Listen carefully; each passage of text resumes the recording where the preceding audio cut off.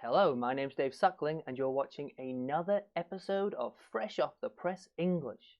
Today we're talking about gorillas.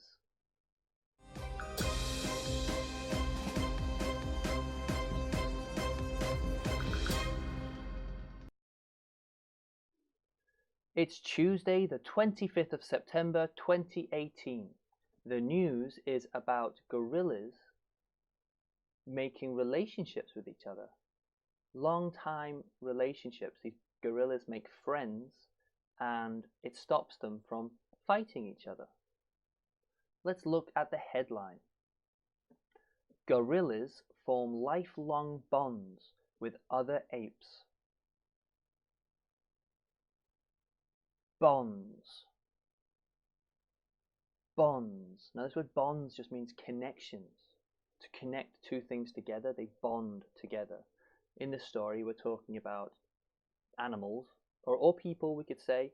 They bond with each other, meaning they start a relationship. There's a relationship between them. They are friends. They are enemies. It's all a bond. Something connects them together. A bond. Apes. Apes. Now, apes is a type of monkey. It's usually the large monkeys we call apes. So gorillas, chimpanzees, orangutans. These are apes. Large monkeys. Apes. A new study on African mountain gorillas has found that their lives are very much influenced by the lifelong bonds they form with other members of the group. Influenced. Influenced. If something influences you or something influences another thing, it literally means it affects it. It has an effect on it. One thing influences another thing. It has an effect on it. It has an effect. It's influenced by something, or it influences something. A good proportion of behaviour that is peaceful as a result of long-lasting social relationships. Proportion. Now here we're saying good proportion. This word good here just means large or big.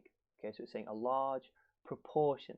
Proportion meaning amount, or amount basically. A large amount of behaviour is from building long-lasting social relationships. This word proportion literally means like out of all of it, one piece of it, a proportion of it, one piece of something, a proportion of something. But literally, you could just say amount. You know, a proportion just means an amount of something. So a good proportion means a large amount. Proportion. In many ways, their interactions paralleled some of those in our own daily lives. Interactions. Interactions. Now, if you interact with something, you have an effect on it.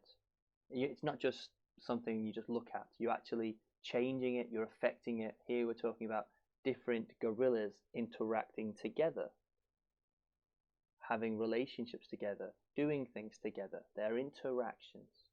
To do things together. Interactions. Paralleled.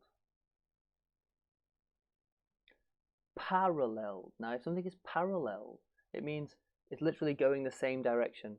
Not touching, not really crossing over, just going parallel. So here we're saying the gorillas' relationships parallel people's relationships, meaning there are certain things which are the same. They parallel us. We parallel them. We have a relationship. We have similar relationships as they do. We're not the same as them, but certainly there's parts of our interactions, our actions with other people, which is similar to that of gorillas. Our interactions paralleled their interactions, similar to.